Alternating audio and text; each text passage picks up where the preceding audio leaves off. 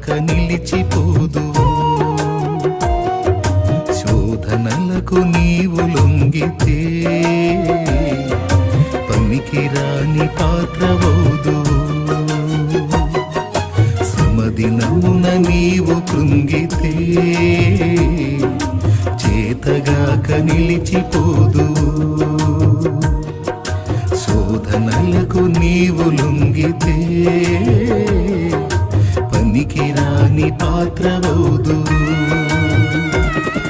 శ్రమలు చూచి కలత నీవు చెందకు నేడు. శ్రమల వెనుక కలుగబోవు మహిమను చూడు.